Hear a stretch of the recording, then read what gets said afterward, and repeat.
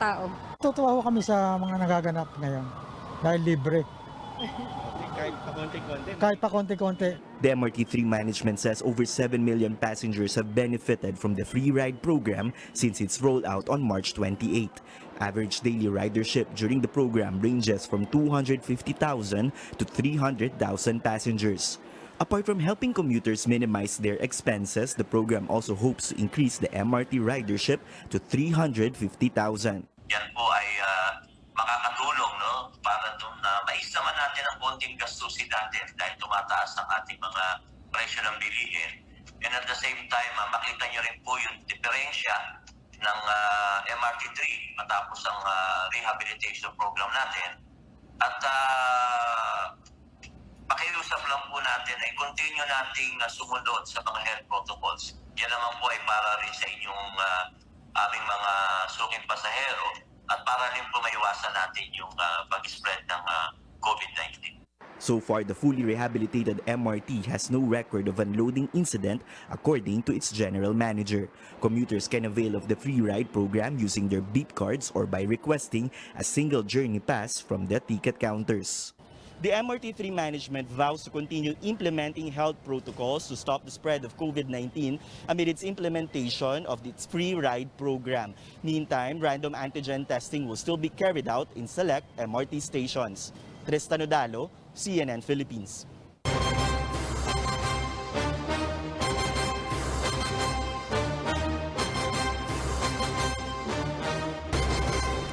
Just 12 days before the Filipino votes, Vice President Leni Robredo drops Mig Zubiri from her Senate slate. Robredo spokesperson Barry Gutierrez says Zubiri's open endorsement of another candidate led to the decision.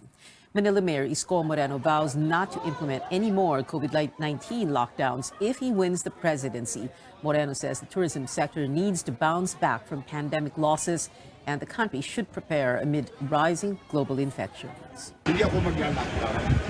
Why? 2 years is enough. 2 years is enough for us to understand COVID.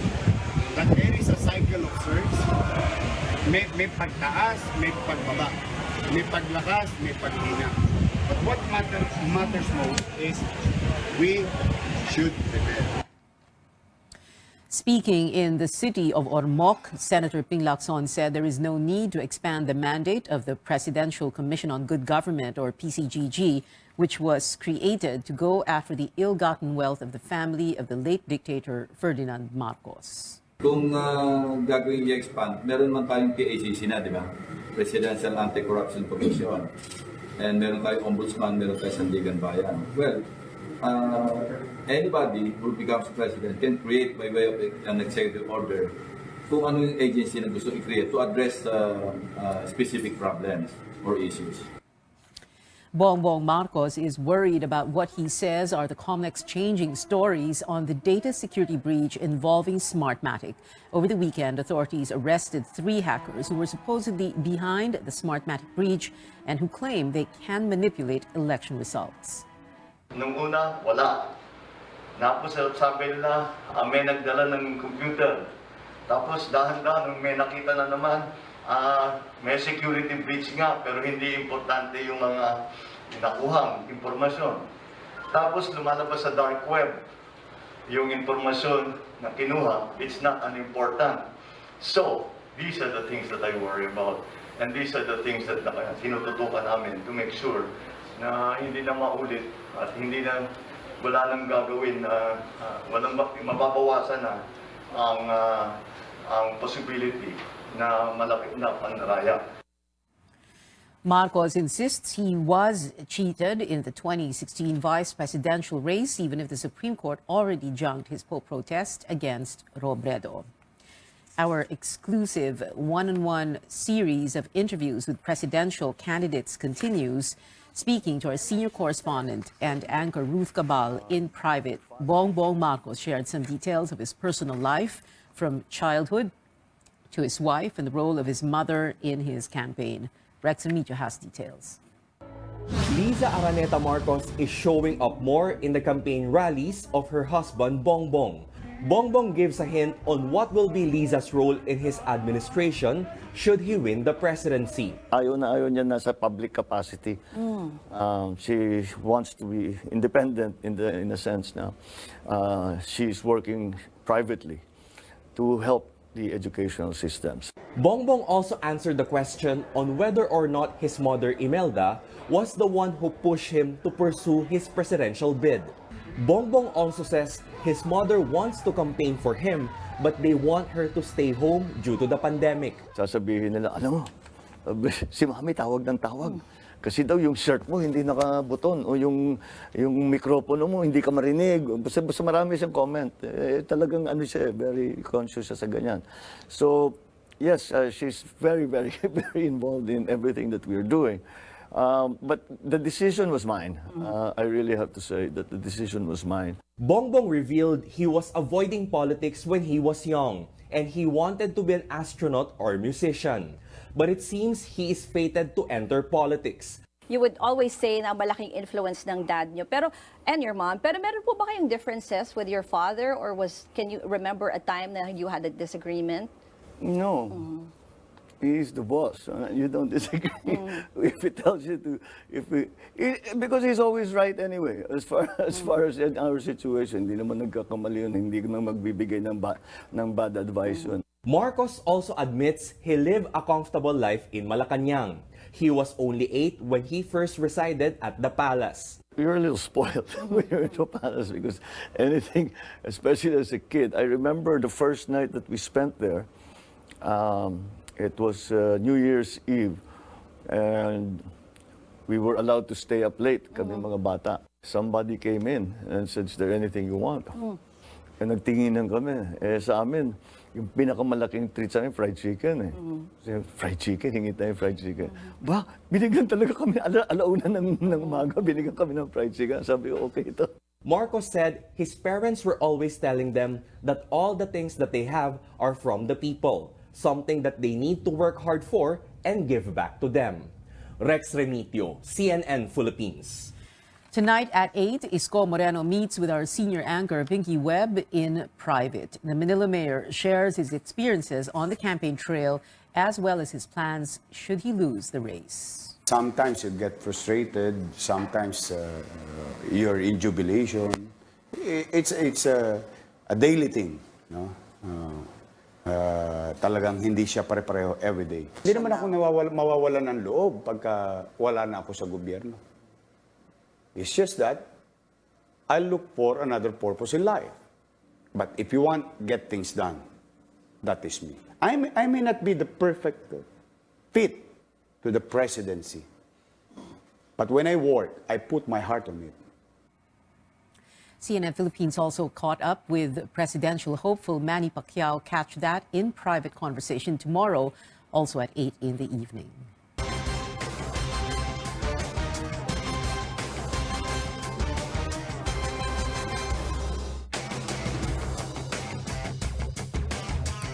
More news after the break. COMELEC wraps up day 1 of voting for thousands of Filipinos who are on duty on Election Day.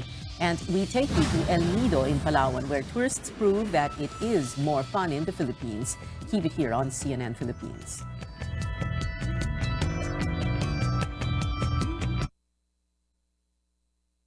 Umiikot na COVID post from a student mula sa Universidad ng Kulam. Kampon lang ni Demonyo Emoji ang di naniniwala sa vid na to. Pansinin nyo yung lalaki, biglang nilapa katabi niya pagkaturok sa braso.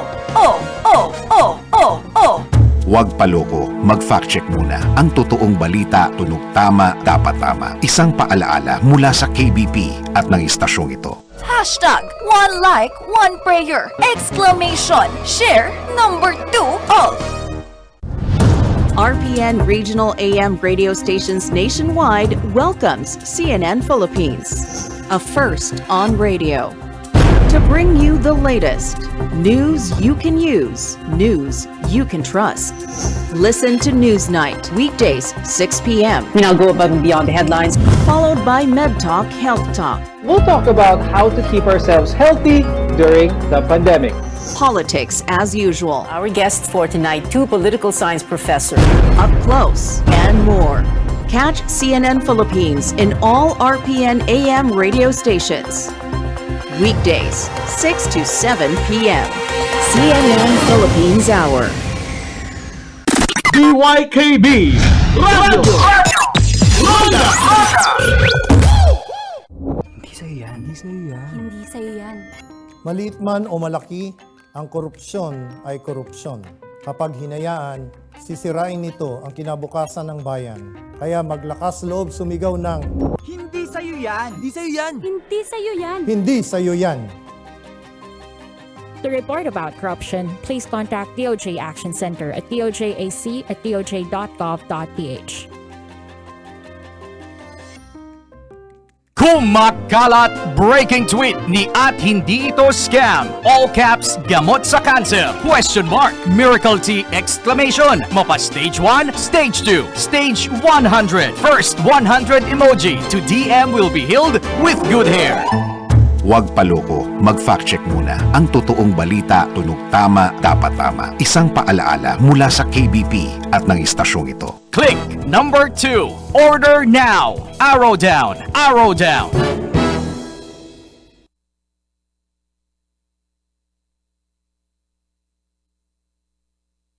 Berto po, nagsasaka para mapakain ng pamilya. Sa halalan, huwag niyo kong kalimutan. Rina po, contractual worker sa fast food. Sa halalan, huwag niyo akong kalimutan.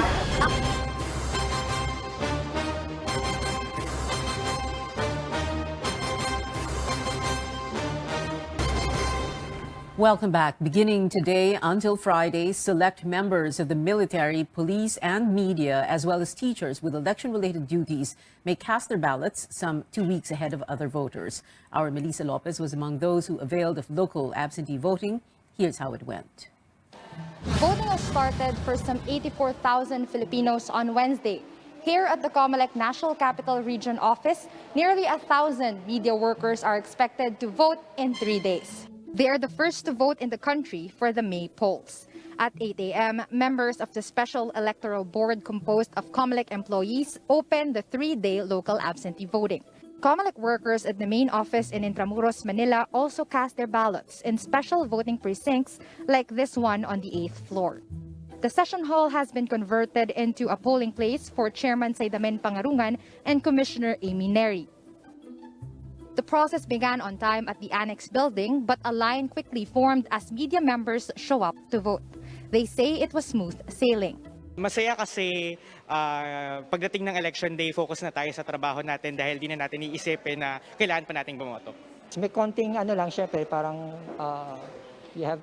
i-remind ka ulit ng procedure, and then better kung may dala kang kodigo. Maybe siguro gawin nilang 4 days, I suppose. That would be more convenient. A voter must bring an ID to confirm identity and go through temperature check. If it's above 37.5 degrees Celsius or showing COVID-19 symptoms, the voter goes to an isolation area. Otherwise, it's direct to the precinct. A manual ballot must be filled out by listing the names of chosen candidates by hand.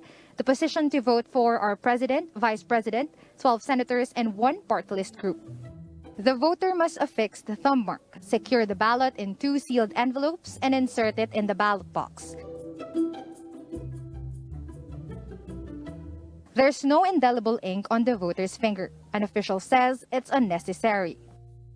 Yung namang indelible ink is intended to avoid a possible double voting by the same absentee voters. Dito naman, if you will double vote, definitely you cannot, because we'll only have this one master list of your company na nag-apply dito.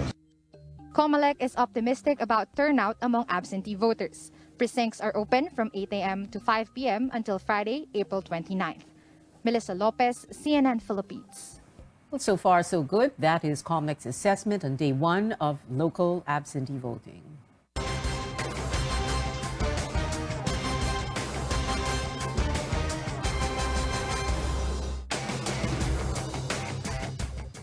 Top tourism experts from around the world are taking notice of how fast the travel industry is picking up. What makes Philippine tourism stand out after all this time? Senior correspondent Lois Calderon shows us the answers as she takes us to one of the world-class island destinations in the country.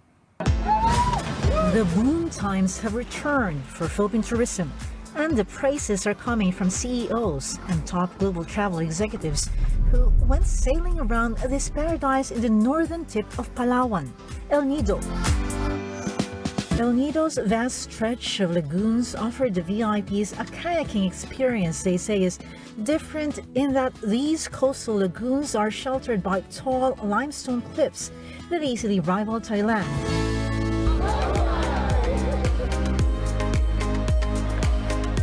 Separate from the open sea, this long sandbar at Snake Island is great for snorkeling, with glass-like waters and a pure white sandy bottom. And Talula Island is also surrounded by crystalline waters. The adventures in the archipelago are not just underwater. Visitors can try spelunking in Kudugnon Cave, with tour guides repeating the folklore of the Los Yamashita treasure. In Minilok Island, authentic music from the indigenous people of Palawan, the Cuyonon, greet visitors. Apart from sights and sounds, there is a taste of local cuisine, fresh catch from the sea. I really have to mention how hospitable people are. It's something you don't get everywhere, and it's one of the best things I have experienced.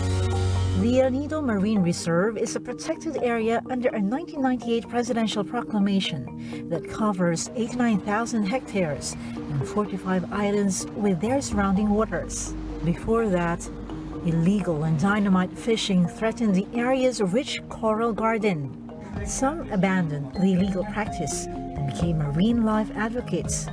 Since 2017, Ryan Canizares has been raising funds for mooring buoys like these to replace heavy boat anchors to avoid damaging the reef. During the time na nagpipeak na yung El Nido, so lumalawak yung damage ng anchorage na everyday use. Maraming turista, maraming nagtutour.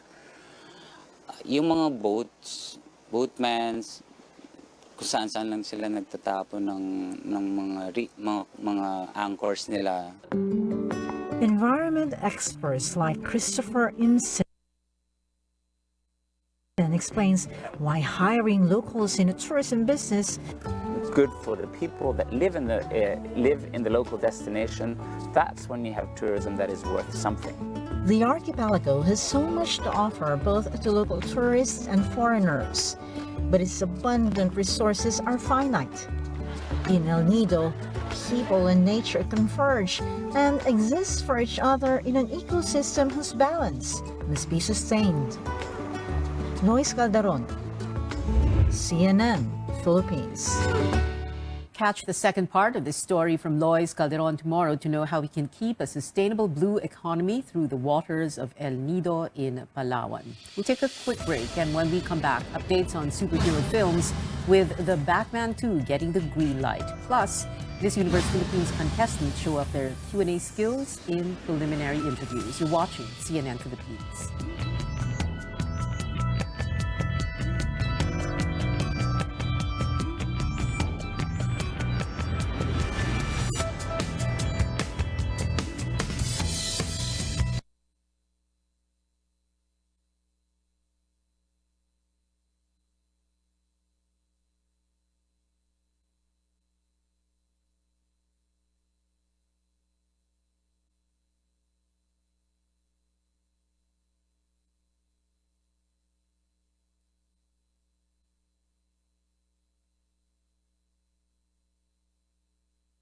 Nagbabagang COVID tweet mula kay IP address 129-451-219. Ang totoong gamot sa COVID-19 ay all caps. Pinakulo ang soda na may itlog ng bulag na itik. Tag friend, tag friend, tag friend.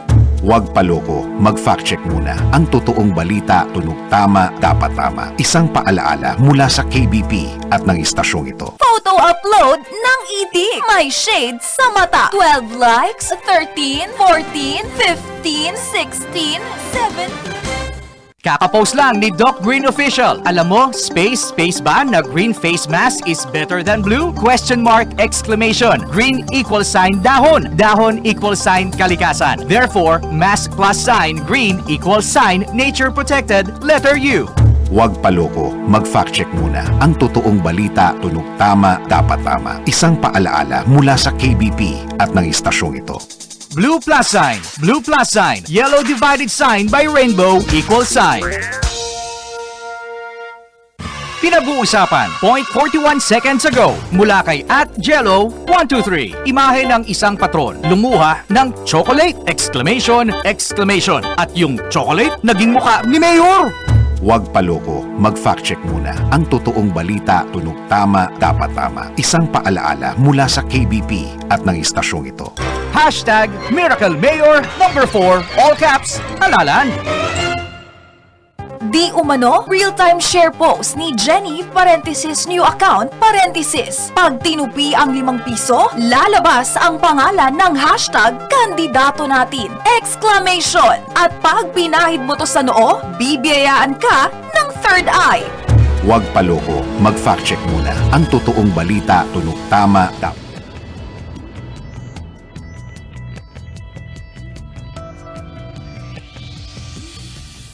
Welcome back. More action ahead for PBA teams against a select French squad for exhibition matches here in the country. The scrimmages are set for the first week of September, right before Gilas Pilipinas takes on China for the Asian Games. French ambassador to the Philippines, Michel Bochoz, made the suggestion after witnessing the thrilling Game 3 of the Governor's Cup finals between Ginebra and Meralco.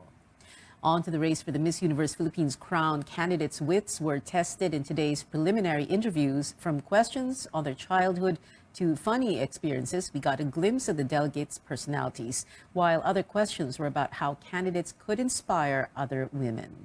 Another highly anticipated event tonight for our 32 candidates, the evening gown and swimsuit competition for preliminaries begin 7 p.m. at the Cove, Manila, in Parañaque. In the movies, great news for fans of the Caped Crusader. The Batman is officially getting a sequel. Robert Pattinson will reprise his role as the Dark Knight, with Matt Reeves directing again. Warner Brothers made the announcement at CinemaCon 2022 in the U.S. state of Las Vegas. In the U.S. state of Nevada. And Grammy-winning rapper Bad Bunny will be the first Latino to lead a Marvel live-action film. The Puerto Rican singer-actor is set to play El Muerto in the Sony Spider-Man universe, a character who became both nemesis and ally to Spidey in the comics. And that is it for now. Join me again on News.ph at 7 p.m. I'm Pio Ontiveros for Newsnight, where we go above and beyond headlines.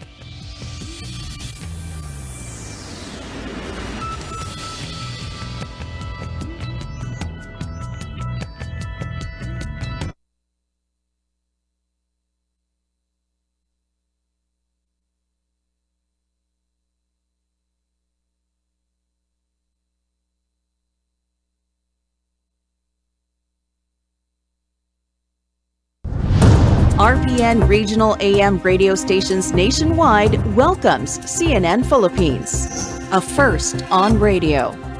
To bring you the latest news you can use, news you can trust. Listen to Newsnight, weekdays 6 p.m. We now go above and beyond the headlines. Followed by Med Talk, Health Talk. We'll talk about how to keep ourselves healthy during the pandemic. Politics as usual. Our guests for tonight, 2 political science professors. Up close and more. Catch CNN Philippines in all RPN AM radio stations. Weekdays, 6 to 7 p.m. CNN Philippines Hour.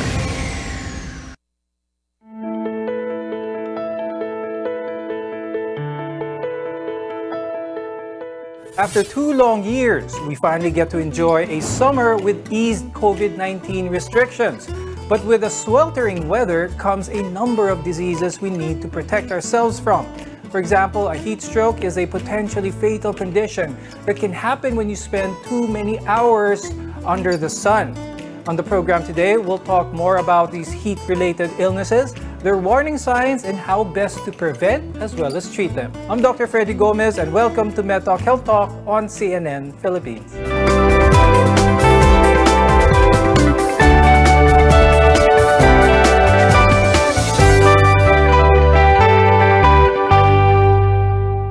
The Department of Health warns against a number of conditions amid the rising temperatures this summer season. Our guests are here today to tell us how we can protect ourselves and our families against them, and how we can spend our summer days safe as well as healthy. With us is Dr. Helen Ong Garcia. She's a cardiologist from St. Luke's Medical Center Global and Quezon City. Also with us is Dr. Joanne Liboon.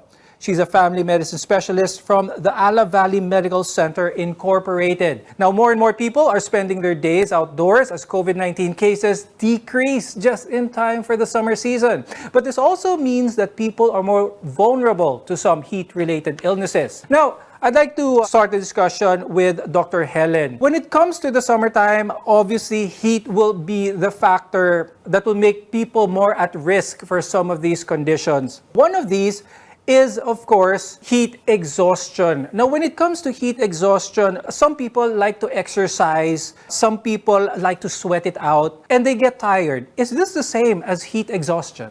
The body has a natural way of what we call thermal regulating. So if you're healthy, you're able to actually put in enough fluids versus what's going out. You should not actually experience heat exhaustion. But heat exhaustion, as the word is exceeding what is normal. So there should be an imbalance that occurred that caused you to lose a lot of water and salt, making you do excessive sweating, and exercise could do that. And there are other comorbids that could actually predispose you to that. So heat exhaustion is not a natural sweating mechanism. It's an extreme sweating mechanism due to the hot weather. It's good that you mentioned water and salt. How are these two elements? A lot of people are aware about water, but how is salt integral in the thermoregulation of a person? People always think that sweat is water alone. When you sweat, several elements, one of them is commonly salt, do come out, sometimes potassium, and water is actually part of sweat. So excessive release of water, salt, and even some of the other minerals without replacement actually cause an imbalance that could actually cause heat exhaustion. Dr. Joanne, when it comes to the summertime, obviously the heat is greater at this time of year. But is the sun the factor here? Or can people undergo these conditions, heat exhaustion, and worse, of course, heat stroke, even if they are not exposed to the sun? Additional with the heat exhaustion, it develops over several days pwede because of the exposure, too much exposure sa sun. Isa pa rin yung unbalanced replacement of the the fluid loss in the fluid intake. Yung problema din yung what is lost in our body na fluid at gano'n din kadami pumapasok sa katawan natin. Isa din yun ang fact yung fluid na intake natin na pwede mag-cause din for cause ng exhaustion po. Since binanggit nyo yung fluid intake, Dr. Joanne, when it comes to fluid intake, ano yung pinakamagandang fluids na dapat nasa loob ng katawan, especially kapag mainit na ang panahon? Normally naman, for regular days, dapat nag-intake tayo lang at least 2 to 3 liters of water, standard water per day. But if we exercise or we do a lot of mas exhausting na activities, mas better tayo mag-replace ng mga electrolytes containing na fluid. So we can, sports drinks, electrolyte replacements are also advised para lang mag-replace yung electrolytes din na lumalabas sa katawan natin aside from the fluid lang po. Now, Dr. Helen, we all know that we have to be hydrated, several glasses of water, especially during hotter days. But is there actually a case where you can drink too much water? Depends on the condition that you have. Again, we will go and look back. If you have normal kidneys and normal heart condition, on a regular day, you're supposed to excrete it out. There's no problem with that. But then, for some people who have the decreased capacity to sweat, who have kidney function problem, and also have heart condition problem, too much water is also bad because you can end up with congestion. So I would probably say a balanced act is needed.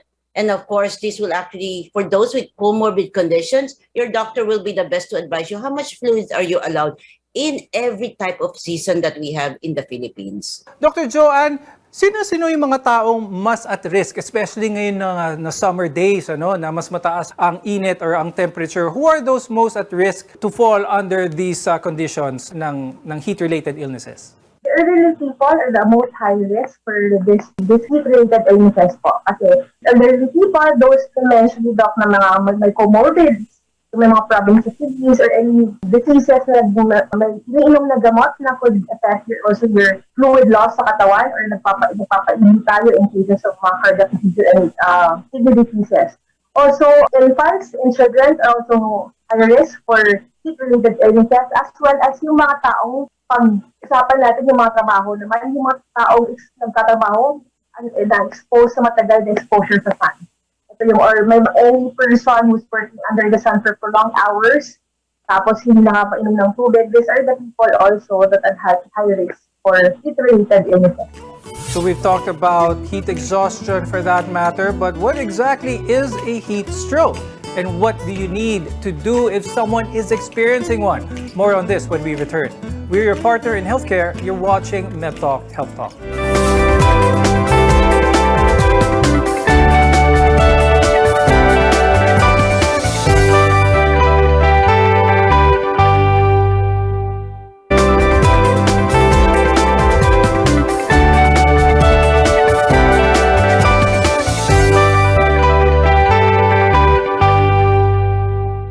I'm Dr. Freddy Gomez and welcome back to MedTalk Health Talk, where caring is our calling.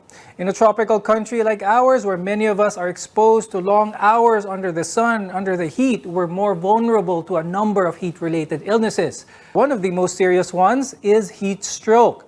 Dr. Helen, could you tell us what exactly is heat stroke? Paano umaabot sa ganitong condition? Heat stroke is one of the most dreaded phase of heat-related illnesses because we do have so simple. I mean, all of us are under the sun. All of us are actually exposed to hot environment. So the simplest is the one yung nagkaka-sunburn, nagkaka-rashes, or sometimes nagkakaroon ng heat cramps when you actually exercise under a very hot condition.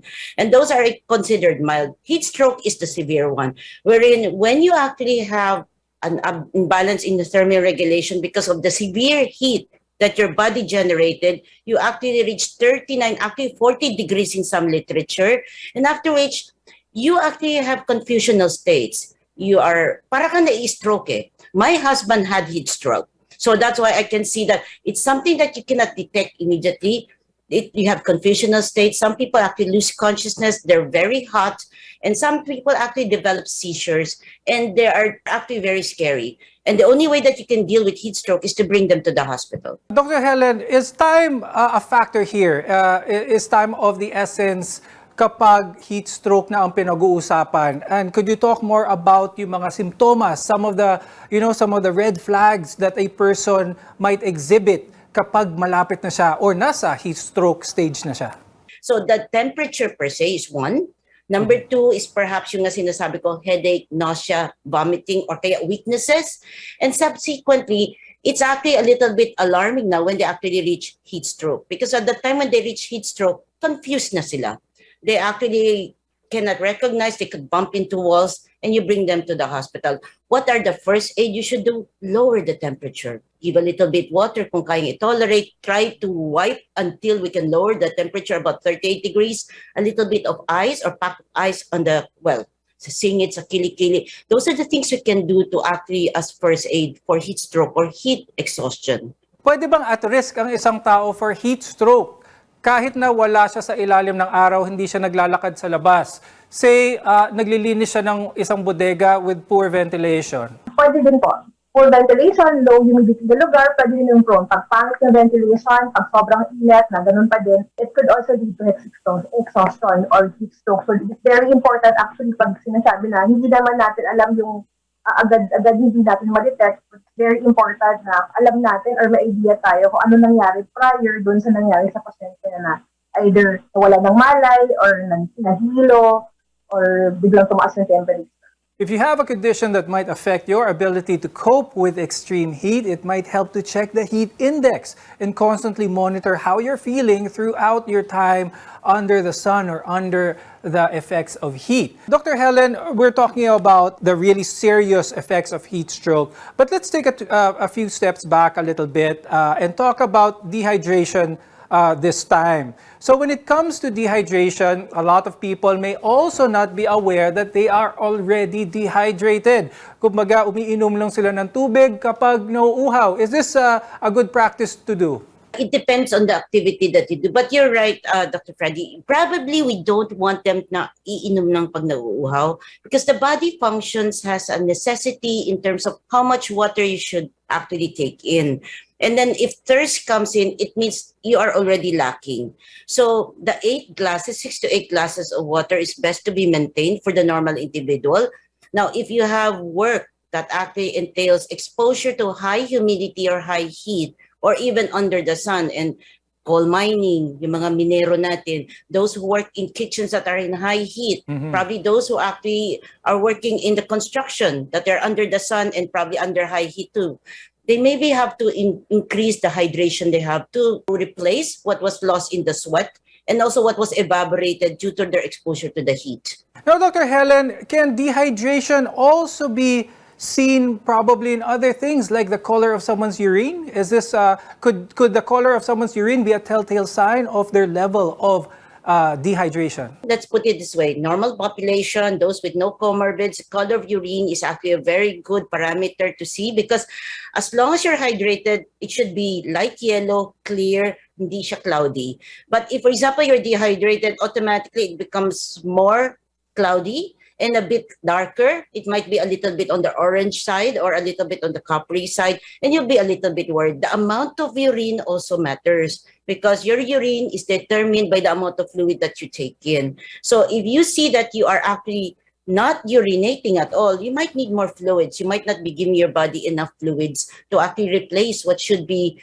cleansing in terms of the urine. Now, Dr. Joanne, when it comes to fluids na yung dapat nating inumin, we mentioned how much water people should take. But for these extra hot conditions, ang plain water ba ang best option natin when it comes to trying to prevent dehydration and more serious conditions? For normal individuals who have no comorbidities or any cardiac problem or heart problem, those who are healthy individuals for exercising, or having strenuous activities that are losing electrolytes, it's also best advised na pwede tayo mag-fluid replacement or yung electrolyte replacement. So there are available in the market that could also be drunk by these patients or these individuals to replace also the electrolytes that has been lost inside their body.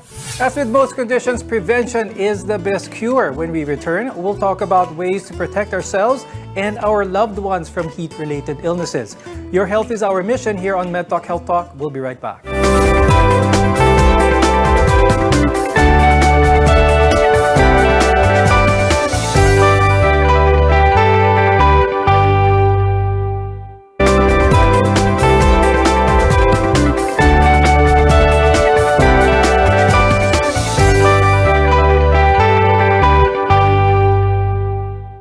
I'm Dr. Freddy Gomez, and this is MedTalk Health Talk.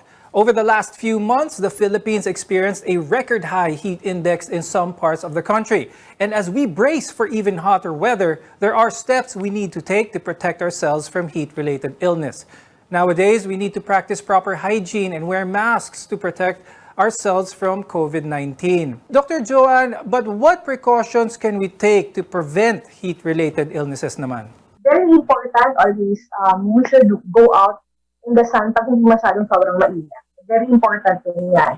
Isa din sa bagay is we have to protect ourselves. So, sa panahon ng init, we advise people na before lumabas ng bahay, dapat very comfortable yung clothes, hindi sobrang mainit kasi pwede din yung mag-cause additional na fluid loss. Pwede tayong for aside doon sa heat exhaustion or heat stroke, pwede din tayo magka-heat rash, magka-sunburn, so it's better that we use an umbrella, meron tayong wide brim hats, and very important, pag lumalabas tayo, we make sure it exposed tayo sa under sun, dehydrate ourselves well enough. Now, Dr. Helen, summertime, a lot of people are out doing their sports, out and about, and one popular drink during these times while doing sports is the sports energy drink. What are some of the risks that these who use sports energy drinks during high heat environments, what should they know or what should they watch out for that matter? I like to qualify those two types of drinks that actually athletes do drink when they actually conduct sports. One is the sports energy drink,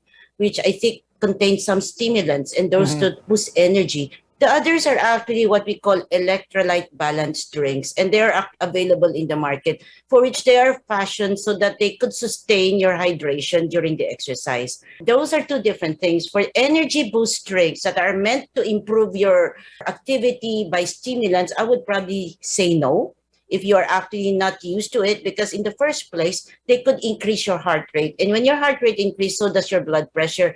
Your heat and generating capacity of the body also increase, making you more prone to sweat, making you more prone to a high heat energy condition, and therefore to heat stroke if you don't hydrate well. What about those who enjoy an alcoholic beverage? While this may be refreshing, does this put an undue stress to the body, to the heart? They're not actually a very good combination. The weather, the alcohol, and the exercise, because you dance. That's what you do in Boracay, right? Because your thermoregulatory, the ability of the body to adjust your body fluid is affected by alcohol. Number two, it could mask some symptoms. I mentioned headache is one of the symptoms, sometimes confusional states, if you're actually undergoing a heat stroke. So that's why we don't really advise you to actually take a lot of alcohol under hot weather, not unless you hydrate well. And again, pre-planning. I'm not saying don't enjoy, but pre-plan. Make sure you know that alcohol makes you sweat more, makes you do a lot of things more, and it could mask some symptoms. So make sure you're hydrated. With these precautions, there's no reason we can't enjoy the summer season safely. Thank you, cardiologist Dr. Helen Ong Garcia and family medicine specialist Dr. Joanne Libon, for being with us today. We appreciate your time and your insight. But before we end, did you know that a 2021 study found that children's screen time increased during the pandemic? From an average of over 2 hours per day, it has now increased to an average of nearly 6 hours. In 2020, the Department of Health warned that students may experience mental and physical health concerns related to increased screen time, such as fatigue, headache, lack of motivation, avoidance, and procrastination. While online classes have become the norm, Andre Felix shows us a smart learning solution that will help young learners study better without compromising their health. Let's watch this.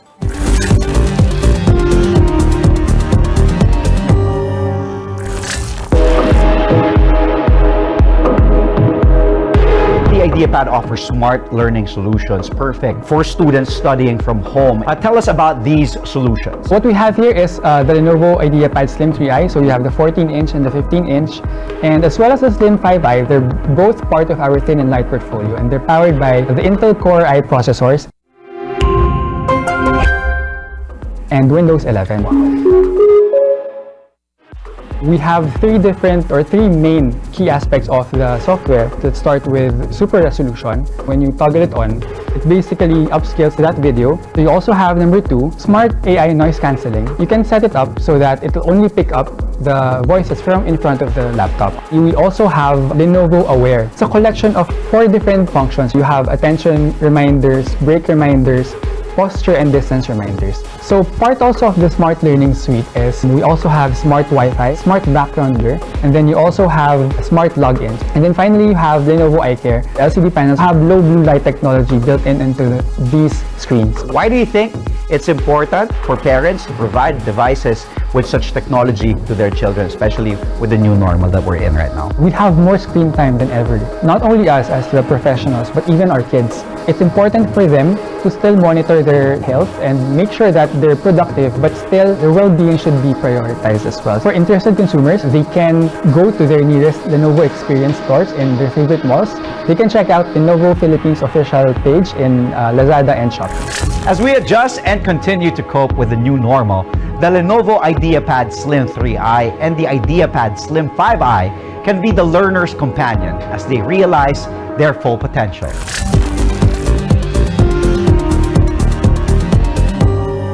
I'm Dr. Freddy Gomez, and this has been MedTalk Health Talk. We'll see you again next time.